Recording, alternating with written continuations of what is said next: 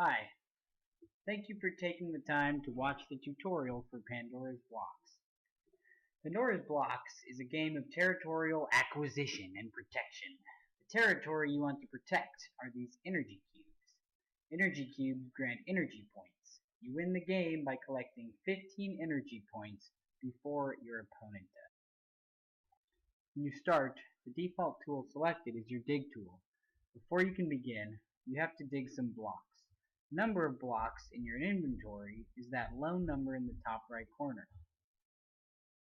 Now I'll dig some blocks. 1, 2, 3, 4. Now I can't dig anymore because I've run out of energy. Every action costs 1 energy point. Your energy remaining and total energy are those numbers in the top right next to the lightning bolt. Because I'm out of energy, I have to end my turn. My opponent is going to do the same thing. The reason we dig blocks is because taking most actions, like placing energy blocks, requires us to have blocks in our inventory. Now it's my turn again. At the beginning of every turn, you get all your energy back. Now like I said before, your goal is always to be gaining energy. Gaining energy is a two-step process. First, you have to put an energy cube down, like this. The second step is placing one of my extremely useful player blocks. For every player block I have next to an energy block, I gain 1 total energy, like that, which I'll be able to use on my next turn. Because I now have 3 player blocks next to an energy block, I now have 7 total energy. I can't use it this turn, but next turn I'll have it to spend, and be nearly halfway to the 15 that grants me victory. If my opponent does nothing, at the beginning of my next turn, I'll have 7 energy to spend. I'll be able to do twice as much as he can, because he still only has 4 to spend.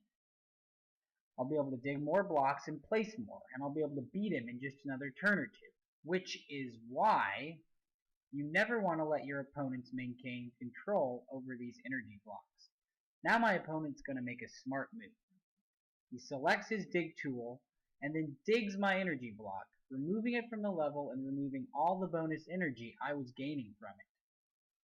Now I'm back down to 4. So how do I place energy in a useful way?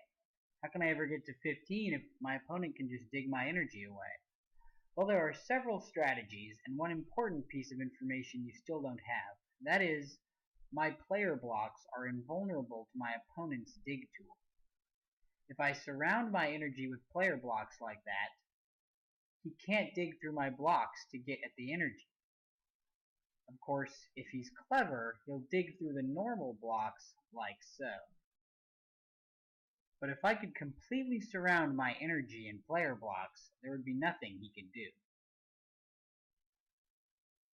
There are other strategies. You can be stealthy by hiding your blocks in the level so that your opponents don't even know what you're building. Or you can attempt to place so many player blocks on the level that you can then lay down 4 strategic energy cubes and rack up 15 energy in one turn.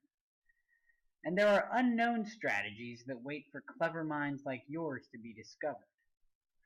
This whole thing gets even trickier the more players are involved. So basic things to remember.